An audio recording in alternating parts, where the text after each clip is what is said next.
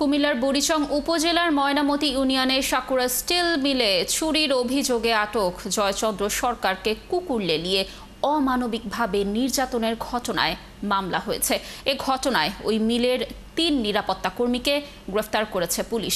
শনিবার সকাল ১১টার দিকে র্যাব ১১ সিপিসি ২ কুমিল্লার শাকতলা কার্যালয়ে সংবাদ সম্মেলনে কোম্পানি কমান্ডার মেজর সাদমান ইবনে আলম বলেন, একজন মানুষকে কুকুর লেলিয়ে নির্যাতন করার মতো অমানবিক ঘটনা কোনোভাবেই গ্রহণযোগ্য নয়। এ ঘটনায় শুক্রবার রাতে বুড়িচং থানায় মামলা দায়ের করা হয়েছে বলে জানান থানার ভারপ্রাপ্ত কর্মকর্তা মোহাম্মদ আজিজুল হক।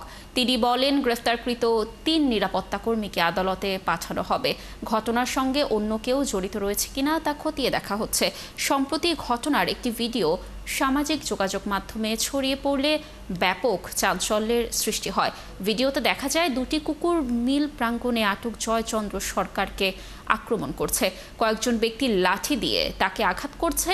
কুকুরের কামড় ও লাঠির আঘাতে মাটিতে লুটিয়ে পড়ে তিনি প্রাণ বাঁচানোর জন্য চিৎকার করতে থাকেন। জয়চন্দ্র সরকার যখন স্টিল মিলের সামনে যায়, স্টিল মিলের এখানে দুপুরের দিকে যায়, সে তার ভাঙারি গাড়ি নিয়েই যাচ্ছিল এবং নিয়ে যাওয়ার পরে পেছনের দিক দিয়ে ঢোকার পর তাকে চোর সন্দেহে তারা আটকায়। আটকের পরে তারা তাকে বেদমভাবে প্রহার করে এবং তার দিকে কুকুর লেলিয়ে দেয়।